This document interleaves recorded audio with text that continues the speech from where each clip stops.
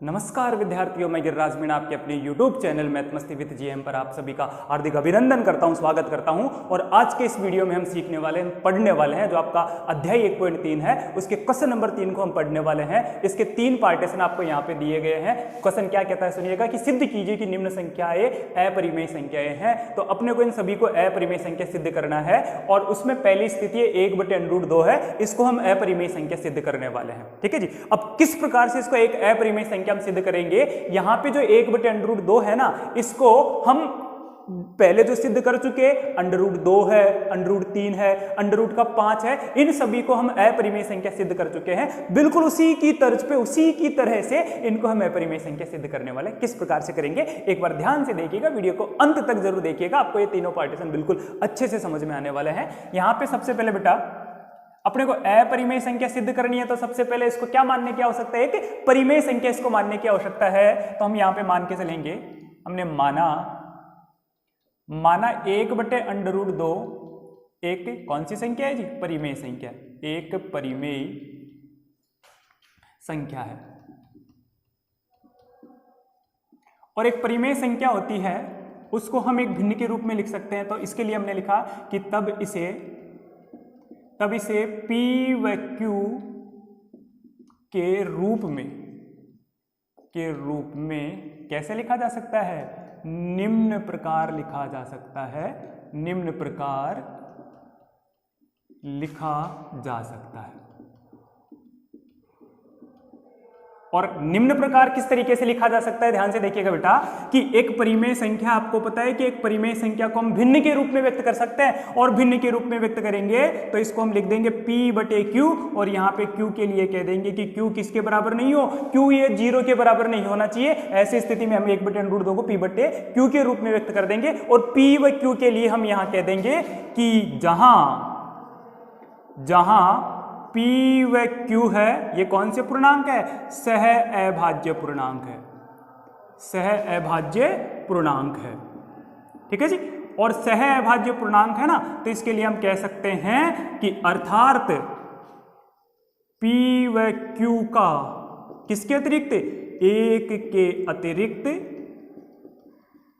एक के अतिरिक्त कोई उभयनिष्ठ गुणनखंड नहीं होगा, कोई उभयनिष्ठ गुणनखंड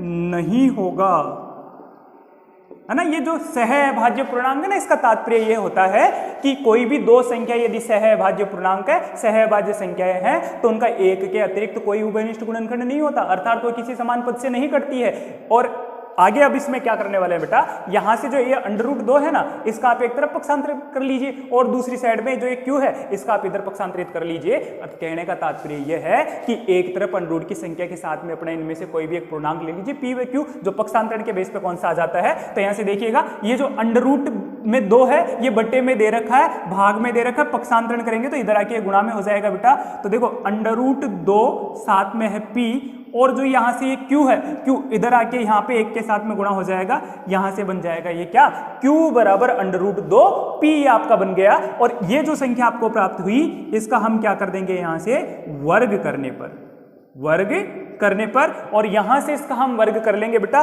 तो यहां से देखो Q का तो अपने को क्या मिल जाएगा जी? यहां से स्क्वायर मिल जाएगा, और ये जो √2 में पद दे रखा है √2 और साथ में P है, तो इसका भी हमने स्क्वायर किया। तो यहां से क्या मिलेगा आपको? Q का स्क्वायर बराबर, और आपको पता है कि जब भी √2 की संख्या का वर्ग करते हैं तो वहां से √2 हट जाता है, ये बना 2, और साथ में कौन आएगा जी? P² आएगा। इसको हमने समीकरण नंबर 1 कह दिया। ठीक है। अब यहां पे ध्यान से देखिएगा कि इस P² के गुणा में कौन दिख रहा है आपको? 2 दिख रहा है, और P² के गुणा में 2 दिख रहा है। इसका मतलब इस पूरे के पूरे पद में किसका भाग जा सकता है? 2 का भाग जा सकता है, क्योंकि इसका गुणांक 2 आ रखा है, इसमें 2 का भाग देंगे तो 2 से 2 आसानी से कट सकता है, 2 का भाग 2 में जा सकता है। इसका मतलब हम यहाँ पे क्या लिखने वाले हैं कि चूंकि जो यहाँ से बेटा 2P² है, चूंकि 2P² किससे विभाजित है? 2 से विभाज्य है, 2 से विभाज्य है बेटा। और ये 2P² 2 से विभाज्य है। इस स्थिति में तो Q² भी किससे विभाज्य होगा? 2 से विभाज्य होगा, 2 से विभाज्य होगा। और बेटा ये क्यू स्क्वायर 2 से विभाज्य होगा। तो इस स्थिति में हम बार बार एक प्रमेय का प्रयोग कर रहे हैं। कौन सी प्रमेय का? प्रमेय 1.3 का हम प्रयोग कर रहे हैं कि प्रमेय 1.3 से प्रमेय 1.3 क्या कहती है कि यदि कोई एक अभाज्य संख्या आपके किसी पूर्णांक के वर्ग को विभाजित करता है तो वो उस पूर्णांक को भी क्या करने वाला है? विभाजित करने वाला है। तो प्रमेय 1.3 से Q भी किससे विभाजित है? 2 से विभाज्य है, 2 से विभाज्य है। और ये जो पद मिला है ना आपका कि Q भी 2 से विभाज्य है, अर्थात Q में किसका भाग जा रहा है? 2 का भाग जा रहा है। इसको हमने समीकरण नंबर 2 कह दिया। परिणाम नंबर अपना कौन सा मिल गया? ये परिणाम नंबर अपना 2 मिल गया। ठीक है जी। अब इसमें आगे क्या करने वाले हैं बेटा, देखिएगा एक बार। इसमें आगे हम यहां से लेंगे कि Q 2 से विभाजित हो रहा है बेटा। Q किससे विभाजित हो रहा है? Q आपका 2 से विभाजित हो रहा है। और Q 2 से विभाजित हो रहा है तब हम क्या कह सकते हैं कि तब Q बराबर 2R लिखा जा सकता है, लिखा जा सकता है। अब Q बराबर 2R क्यों लिखा जा सकता है? हमने यहां पे लिखा कि Q किससे विभाजित हो रहा है? 2 से विभाजित हो रहा है, अर्थात इसके बराबर में कोई भी जो पद होगा उसमें भी किसका भाग जाना चाहिए? 2 का भाग जाना चाहिए। और यहां पे देखो इसका गुणांक 2 है, इसका मतलब 2 का भाग जा रहा है कि नहीं जा रहा है? 2 का भाग इसमें यहां पे जा रहा है। अब Q का जो मान है इसको उठा के हम इक्वेशन नंबर 1 में रखने वाला है, समीकरण नंबर 1 में रखने वाले हैं। तो यहां पे लिख दिया जी समीकरण 1 से। समीकरण 1 से हमने बात की बेटा, तो यहां पे देखो क्यू स्क्वायर बराबर 2p स्क्वायर है, तो Q की जगह पे कितना रखने वाले हैं? वहां से 2R हम रखने वाले हैं। तो देखिएगा एक बार, Q की जगह हमने यहां से रखा 2R, साथ में स्क्वायर है, और इसके बराबर में कौन दिया है जी? यहां से 2p का स्क्वायर आपको दिया है। ठीक है। अब यहां से देखो 2 का वर्ग हम करने वाले हैं। 2 का वर्ग किया तो 2 का वर्ग हो जाता है बेटा 4, R का वर्ग R स्क्वायर हो जाएगा, और यहां से 2p का स्क्वायर। अब यहां देखिएगा पी स्क्वायर के गुणांक कौन दिख रहा है? 2 आपको दिख रहा है। 2 का हम पक्षांतरण करेंगे, कहां जाएगा ये? 4 स्क्वायर के भाग में जाने वाला है। पक्षांतरण किया तो यहां से लिखा बेटा 4 स्क्वायर बटे 2 बराबर में आपको मिला p स्क्वायर। ठीक है जी। और ऐसा हमने लिखा तो 4 में 2 का भाग दिया तो कितनी बार जाने वाला है बेटा भाग? यहां से भाग गया 2 बार, रहा R स्क्वायर, और बराबर में क्या मिला जी आपको? p स्क्वायर यहां से मिला। ठीक है। अब ये वाली जो स्थिति बनी ना, यहाँ पे 2p स्क्वायर इसके लिए लिखा 2 से विभाजित हो रहा है, तो इसके इक्वल में है, वो भी 2 से विभाजित हो रहा है। इसी प्रकार से यहाँ पे कौन है? 2R स्क्वायर है, तो इसके लिए कहेंगे कि 2R स्क्वायर 2 से विभाजित हो रहा है। इस स्थिति में कौन? p स्क्वायर भी 2 से विभाजित होगा। ठीक है। तो इसमें हम लिखने वाले हैं कि चूंकि 2R स्क्वायर 2 से विभाज्य है, 2 से विभाज्य है, तो बेटा ये 2 से विभाजित हो रहा है, तो हम लिखेंगे कि p स्क्वायर भी किससे विभाज्य होगा? 2 से विभाज्य, 2 से विभाज्य होगा।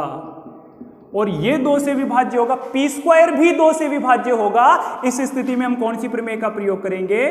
प्रमेय 1.3 से।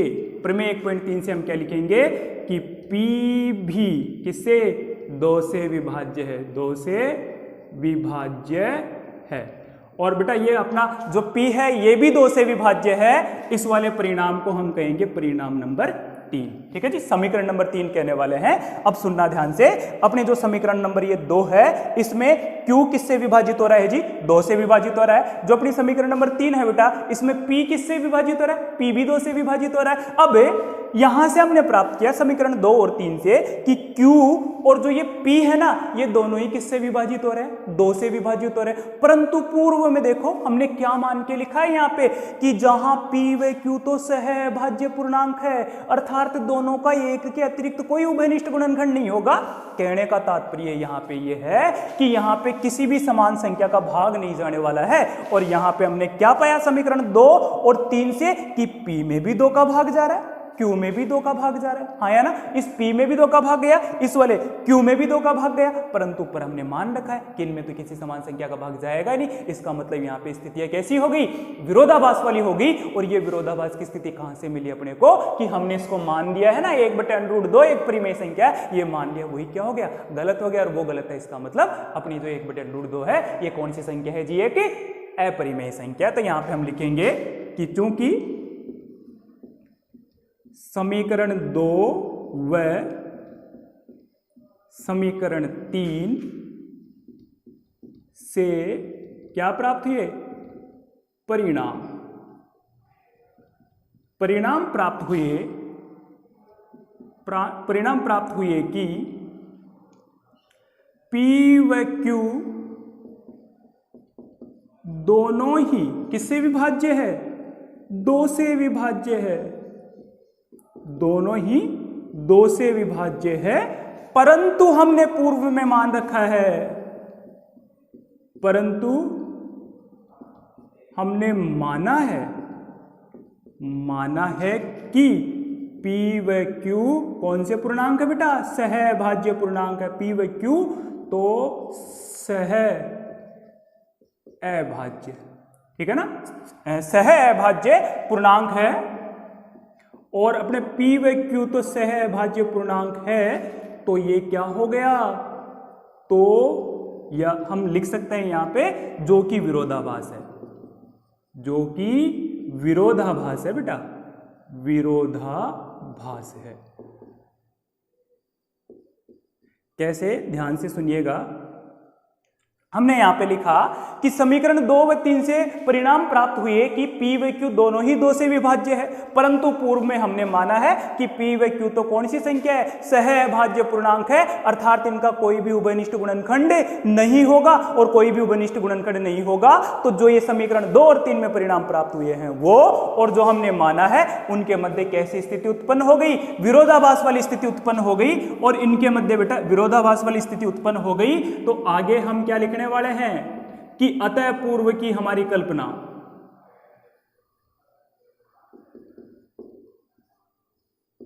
ठीक है। तो इसमें हम क्या लिखने वाले हैं कि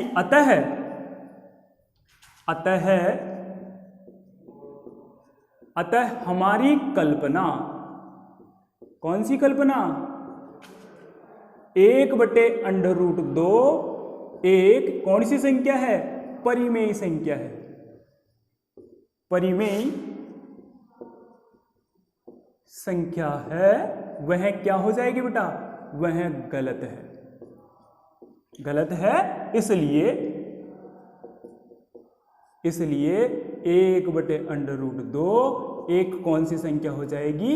अपरिमेय संख्या है, अपरिमेय संख्या है, ठीक है जी। यहां पे हमने क्या लिखा बेटा? सुनना ध्यान से कि हमने इसमें कहा कि P व Q तो सहअभाज्य पूर्णांक, यहाँ पे P व Q का दोनों ही 2 से विभाज्य है, परंतु हमने मान रखा है कि P व Q तो सहअभाज्य पूर्णांक है। ऐसी स्थिति में ये वाली स्थिति विरोधाभास वाली हो गई। और ये विरोधाभास कहां से उत्पन्न हुआ कि 1/√2 है, वो एक कौन सी संख्या है? परिमेय संख्या है। वह कल्पना क्या हो गई? अपनी गलत हो गई। और यदि वो परिकल्पना अपनी गलत है कि ये परिमेय संख्या है, तो हम क्या कह सकते हैं कि 1/√2 एक कौन सी संख्या हो जाएगी? अपरिमेय संख्या हो जाएगी। तो हो जाए एक बार इसका स्क्रीनशॉट। और हाँ साथियों, अब बात करते हैं इसी का जो तीसरे का जो दूसरा प्रश्न है उसकी हम बात करते हैं। क्या कह रहा है यहाँ पे?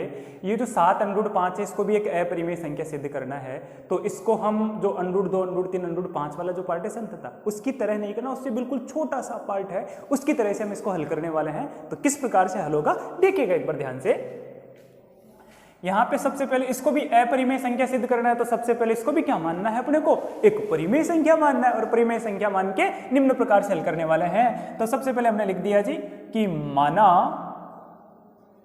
7√5 एक कौन सी संख्या है बेटा? एक परिमेय संख्या है, एक के परिमेय संख्या है, ठीक है। और वापस से वही भाषा कि तब इसे, ठीक है जी, कि तब इसे P व Q के रूप में निम्न प्रकार लिखा जा सकता है, निम्न प्रकार लिखा जा सकता है, लिखा जा सकता है, ठीक है जी। इसको P व Q के रूप में निम्न प्रकार लिखा जा सकता है। तो अब किस प्रकार से इसको हल करने वाले बेटा देखिएगा ध्यान से एक बार कि वापस से इसको लिख लेंगे। हमने लिखा कि 7√5 बराबर P बटे Q। क्यों लिखा है ऐसा? क्योंकि एक परिमेय संख्या इसको हमने मान लिया है, तो परिमेय संख्या तो किसके रूप में होगी? भिन्न के रूप में होगी, P बटे Q के रूप में होगी। और एक भिन्न के रूप में है तो ये जो Q है, Q क्या नहीं होना चाहिए जी? यहाँ से शून्य नहीं होना चाहिए। और Q शून्य नहीं होना चाहिए, तो ऐसी स्थिति में हम यहाँ कह सकते हैं कि जहां P व Q कोई क्या है? कोई पूर्णांक है, या पूरा कह सकते हैं कि कोई सह अभाज्य पूर्णांक है। ठीक है जी। और ये P व Q कोई सह अभाज्य पूर्णांक है, ऐसी स्थिति है तो हम क्या करेंगे इसमें? इसको हमने ऐसा लिख दिया। अब केवल आपको क्या काम करना है बेटा? इसमें आपको केवल इतना सा काम करना है कि जो √5 वाला पद है ना, इसको आप एक साइड में कर दीजिए, एक तरफ पक्षांतरित करके रख लीजिए, और इसके साथ में जो भी आपको अलग पद दे रखा है, बिना √ वाली संख्या दे रखी है, उन सभी का आप पक्षांतरण कर दीजिए, अपना काम हो जाएगा बस इसी से। तो यहां से इसका देखो 7 √5 के साथ में 7 किस में है जी? गुणा में है, और गुणा की संख्या का पक्षांतरण करेंगे तो कहां जाएगी? वो भाग में जाएगी। तो यहां से देखिएगा हमने लिखा √5 बराबर P बटे 7, इधर से आके यहाँ पे भाग में गया और जाके किसके साथ गुणा हो गया? Q के साथ में गुणा हो गया। ऐसा पद हमने लिख दिया। तो अब यहां पे हम लिख रहे हैं कि चूंकि P व Q क्या है जी? कोई पूर्णांक है, कोई पूर्णांक है। ठीक है जी। और P व Q कोई पूर्णांक हो गए और ये पूर्णांक हो गए ना बेटा, तो ऐसी स्थिति में P बटे जो 7Q बन रहा है ना, यहां से P बटे 7Q है, एक क्या हो जाएगा? P बटे 7Q एक परिमेय संख्या है, एक परिमेय संख्या होगी, या एक परिमेय संख्या है। ठीक है, या आप ऐसा कह सकते हो। तो P बटे 7Q एक परिमेय संख्या है। क्यों है? ध्यान से सुनना कि P व Q कोई आपके एक पूर्णांक है, और पूर्णांक है तो भाई ये भिन्न के रूप में लिख रहे हैं, भिन्न के रूप में लिख रहे हैं तो क्या बनेगी? एक परिमेय संख्या बन जाएगी। P बटे 7Q आपकी एक परिमेय संख्या बन गई बेटा इस स्थिति में। तो भाई ये वाली संख्या परिमेय है ना, ये वाला पद परिमेय है, तो भाई ये परिमेय है तो बीच में बराबर का चिन्ह लगा है, ये परिमेय है तो इसके बराबर में जो दे रखा है वो भी कौन सी संख्या रहेगी? एक परिमेय संख्या रहने वाली है। तो इसलिए आप क्या कह दोगे कि अतः √5 भी एक परिमेय संख्या होगी, परिमेय संख्या होगी। और बेटा √5 भी एक परिमेय संख्या होगी ना, तो इस स्थिति में ध्यान से सुनना कि परंतु हम जानते हैं कि √5 तो क्या है? √5 तो एक कौन सी संख्या है? हम जानते हैं कि √5 तो एक कौन सी संख्या है जी? अपरिमेय संख्या है, अपरिमेय संख्या है। अब ध्यान से सुनना बेटा, यहां से P व Q कोई पूर्णांक मिले तो ये वाला पद आपकी एक परिमेय संख्या बन गई। हमने कह दिया जी एक परिमेय संख्या है, ये परिमेय है तो इसके बराबर में जो भी है वो भी क्या हो गया? एक परिमेय संख्या हो गई। ये परिमेय संख्या बना, परंतु इसको तो हम पहले ही सिद्ध कर चुके, इसको तो हम पहले से ही जानते हैं कि √5 है वो तो क्या है जी? एक अपरिमेय संख्या है। और ये एक अपरिमेय संख्या यहां पे प्राप्त हुआ जी परिमेय संख्या है, यहां पे प्राप्त किया हमने कि अपरिमेय संख्या है। और ऐसी स्थिति है तो यहां पे हमने क्या कहा कि जो कि क्या है? विरोधाभास है, विरोधाभास है। ठीक है जी, जो कि विरोधाभास है। और ये विरोधाभास है तो इस स्थिति में कि अतः हमारी कल्पना, कौन सी कल्पना? कि ये जो पद लिखा है ना 7√5 एक परिमेय संख्या, आता है हमारी कल्पना 7√5 एक कौन सी संख्या है? परिमेय संख्या है, परिमेय संख्या है। ठीक है जी, ये परिमेय संख्या है, वह क्या है? गलत है। और ये 7√5 एक परिमेय संख्या है, वह परिकल्पना गलत है। इसलिए आप क्या कह सकते हो? इसलिए आप कहोगे कि इसलिए 7√5 एक कौन सी संख्या है जी? अपरिमेय संख्या है। अपरिमेय संख्या है। ठीक है जी, इस प्रकार से इसको अपने को सिद्ध करना है और इसने कहा है कि सिद्ध कीजिए, तो ये हो गया यति सिद्धम। यही अपने को क्या करना था जी, सिद्ध करना था। ठीक है, हो जाए एक स्क्रीनशॉट। अब बात कर लेते हैं इसी का जो तीसरा पार्टीशन है, तीसरे प्रश्न का तो तीसरा भाग है, उसकी बात करते हैं जी। क्या है इसमें 6 प्लस √2 है, इसको भी एक अपरिमेय संख्या सिद्ध करना है। और इसको हम किस प्रकार से हल करेंगे, जो अभी हमने इसका दूसरा वाला भाग जो सिद्ध किया है ना, बिल्कुल उसी की तरफ बिल्कुल सिंपल सी भाषा में ये भी हल हो जाएगा। तो किस प्रकार से करना है देखिएगा एक बार ध्यान से।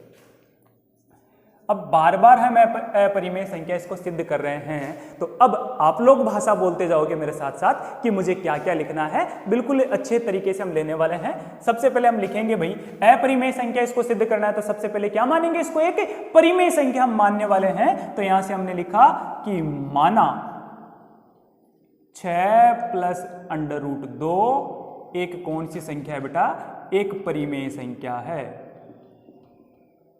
एक परिमेय संख्या है। ठीक है जी, तब हम इसमें लिखेंगे कि तब इसे P व Q के रूप में निम्न प्रकार लिखा जा सकता है, निम्न प्रकार लिखा जा सकता है। ठीक है जी, लिखा जा सकता है। और किस प्रकार से लिखा जा सकता है बेटा, आपको पता है कि एक परिमेय संख्या है तो उसको हम एक भिन्न के रूप में लिख सकते हैं, P/Q के रूप में लिख सकते हैं। तो यहां से लिखेंगे कि 6 प्लस √2 बराबर P/Q, और Q क्या नहीं होना चाहिए, 0 नहीं होना चाहिए। यहां पे P व Q के बारे में भी कहते देते हैं कि जहां P व Q कोई सह अभाज्य पूर्णांक है, सह अभाज्य पूर्णांक है। ठीक है जी, और P व Q कोई सह अभाज्य पूर्णांक हो गए बेटा। इस स्थिति में आपको क्या काम करना है यहां से कि ये जो √ का पद दे रखा है ना, केवल उसको आप एक पक्ष में रखिए, इसके अतिरिक्त जो भी सारे पद है सबका आप क्या कर लो, यहाँ पे पक्षांतरण आप कर लीजिए, और पक्षांतरण हो जाएगा तो अपने यहाँ पे कैलकुलेशन भी आसान हो जाएगी। हम यहाँ से लिखने वाले हैं कि √2 बराबर P/Q, और यहाँ पे इसके साथ में 6 है जो प्लस का दे रखा है बेटा, यहाँ पे 6 खुद प्लस का है, और प्लस का है तो पक्षांतरण किया तो क्या हो जाएगा जी, यहाँ से घट जाएगा, और घट जाएगा तो एक बार इसको हम हल कर लेते हैं। और हल करेंगे तो किस प्रकार से, देखो जी 6 के बट्टे में कुछ नहीं तो कौन होगा यहाँ से 1, और बताओ दोनों पदों का लघुत्तम क्या आ जाएगा, दोनों का पदों का लघुत्तम आपका यहाँ से Q आ गया, और Q लघुत्तम है तो देखो Q का भाग Q में दिया तो एक बार, एक को P से गुणा कर लिया तो ये बनेगा अपना P माइनस 1 का भाग Q में दिया तो Q बार, क्योंकि इसके बट्टे में कौन रहेगा यहाँ से 1 रहने वाला है, और 1 का भाग Q में दिया तो Q बार, Q को 6 से गुणा कर लिया तो क्या बनेगा जी, यहाँ से Q बन जाएगा। और इस प्रकार से अपने को नया पद प्राप्त होगा। अब इस स्थिति में भी हम क्या लिखेंगे यहाँ पे, वही अपनी सिंपल सी भाषा कि चूंकि P व Q कोई क्या है, पूर्णांक है बेटा, P व Q कोई पूर्णांक है, और ये कोई पूर्णांक है, तो यहां पे जो ये पद बना है ना, यहाँ पे P-6Q बटे में Q एक क्या बन जाएगा भाई, ये पूर्णांक आपको दिए हैं तो इससे कैलकुलेशन करके जो भी आपको वैल्यू मिलेगी, P व Q कोई पूर्णांक है तो इससे जो इस पद से जो भी कैलकुलेशन के बाद में जो भी आपको वैल्यू मिलेगी वो एक क्या बनने वाली है, एक परिमेय संख्या है, एक परिमेय संख्या है। ठीक है जी, और बेटा ये एक परिमेय संख्या है तो इसके बराबर में जो है वो भी क्या होगा, एक परिमेय संख्या होगा। तो ये परिमेय संख्या है, तब आप कह सकते हो कि तब √ कौन दिया यहां से 2, कि तब √2 भी एक परिमेय संख्या, एक परिमेय संख्या होगा। √2 भी एक परिमेय संख्या होगा। और बेटा √2 भी एक परिमेय संख्या हो गया तो आपको पता है, यहां से क्या पता है, आप यहां पे लिखोगे कि परंतु हम जानते हैं, क्या जानते हो, परंतु हम जानते हैं कि √2 तो एक कौन सी संख्या है बेटा? √2 कौन सी संख्या है? एक अपरिमेय संख्या है, एक अपरिमेय संख्या है, एक अपरिमेय संख्या है। और ऐसा आप जानते हो तो सुनना ध्यान से, यहां से तो प्राप्त हुआ कि √2 एक परिमेय संख्या है, परंतु √2 को आप जानते हो कि ये तो एक अपरिमेय संख्या है। और ऐसी स्थिति ये परिमेय कह रहा है, यहां से अपरिमेय अपने को मिला। ये दोनों स्थितियां कैसी हो गई? विरोधाभास वाली हो गई। तो हम लिख देंगे कि जो कि क्या है जी? विरोधाभास है, सॉरी, जो कि विरोधाभास है, जो कि विरोधाभास है। और ये स्थिति विरोधाभास वाली हो गई तो हम क्या लिखेंगे कि अतः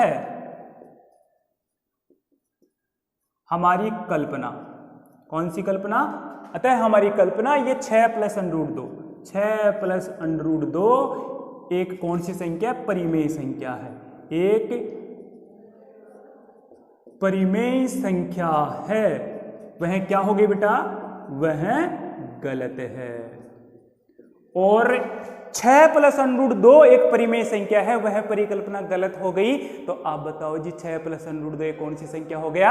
एक अपरिमेय संख्या हो जाएगा। इसलिए आप लिखोगे यहां से कि इसलिए 6 + √2 एक कौन सी संख्या बनेगा बेटा? अपरिमेय संख्या है, एक अपरिमेय संख्या है। ठीक है जी।